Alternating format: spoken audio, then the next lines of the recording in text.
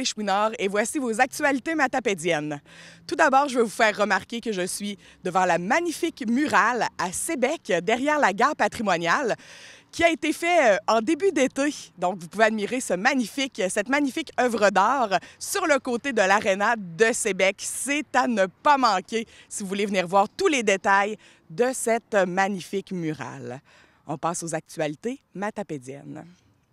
Dimanche dernier, le 16 juillet, un grave accident a eu lieu à Valbriand sur la 132.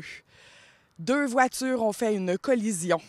Les passagers de la berline sont gravement blessés. Donc, un père, son identité est maintenant connue, il s'agit de Ken Moreau, qui était une des victimes du 13 mars dernier de l'attaque au camion bélier à Amqui, qui a fait l'accident avec ses 2 jumelles. On a appris cette semaine qu'une des 2 jeunes filles est décédée du suite de ses blessures. Nous sommes de tout cœur avec la famille. 2 GoFundMe ont été démarrés, donc vous pouvez soutenir les familles endeuillées et gravement blessées via la plateforme GoFundMe. Vous avez sûrement vu passer sur les réseaux sociaux.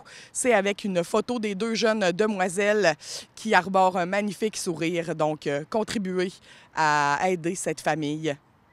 Toute l'équipe de la TVC vous accorde ses sincères sympathies.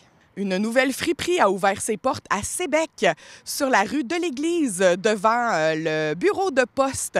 Les fringues en folie sont ouvertes depuis quelques jours déjà et vous invite à leur porte ouverte ce samedi 22 juillet dès 11 h. Allez voir, ils ont plein de beaux vêtements et plein de services qu'ils veulent vous faire découvrir durant cette porte ouverte. Vous aimeriez avoir accès à des bons légumes frais pour l'été? Eh bien, c'est possible à petit prix grâce à Bien manger pour tout le monde qui vous offre des paniers. Vous avez jusqu'au 26 juillet pour vous inscrire via la page Facebook Bien manger pour tout le monde. Il reste une dizaine de paniers encore disponibles. Cette initiative a été rendue possible grâce à la contribution de 2 fermes maraîchères de la Matapédia, les Fleurons maraîchers et la ferme des 5 Sens.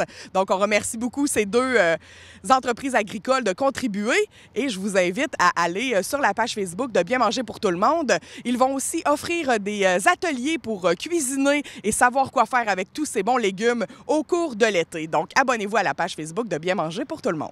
Le gouvernement du Québec a octroyé du financement à la mesure de 30 000 $ pour 2 municipalités dans la Matapédia. Il s'agit de Valbriand et de Sébec qui obtiendront chacune 15 000 $ pour mettre en place des stations de lavage des embarcations au pont, pas au pont, mais aux quais qui sont dans ces 2 municipalités. Vous savez, il y a beaucoup d'espèces envahissantes dans les lacs et c'est afin de prévenir la propagation de ces espèces qu'on vous demande de laver vos embarcations. Donc, des nouvelles stations de lavage seront à votre disponibilité au cours de l'été grâce, entre autres, au soutien financier du gouvernement du Québec. Passons maintenant aux actualités sportives.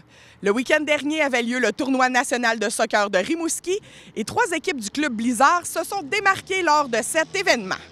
L'équipe U11, U12 féminine a remporté la médaille d'argent de la finale B contre l'équipe de Rivière-du-Loup. Ensuite, le U13, U14 masculin a remporté la médaille d'argent finale B contre l'équipe de Desjely. Et l'équipe U17 mix a remporté la médaille d'argent finale B contre l'équipe de Gaspé. Félicitations aux 3 équipes et à toutes les équipes qui ont participé à ce merveilleux tournoi à Rimouski. Ensuite, une nomination d'un Matapédien a eu lieu au sein de l'équipe d'entraîneurs de l'Océanique de Rimouski. Il s'agit de l'ex-hockeyeur sébecois Jordan Caron qui a été nominé assistant coach pour l'Océanique de Rimouski. On vous souhaite une excellente saison de hockey. Et en terminant, c'est les Jeux du Québec qui commencent à Rimouski dès aujourd'hui, 21 juillet, et ce pour toute la semaine. Je vous invite à y aller si jamais vous passez par là. Il va y avoir des épreuves et 19 athlètes matapédiens défendent les couleurs de l'Est du Québec à ces Jeux du Québec. Donc, on vous souhaite un excellent jeu, une excellente épreuve sportive. Bonne chance à tous les athlètes matapédiens qui représenteront l'Est du Québec. Et voilà, c'était vos actualités matapédiennes. Merci d'avoir été à l'écoute. De retour à Mia et Christo en studio.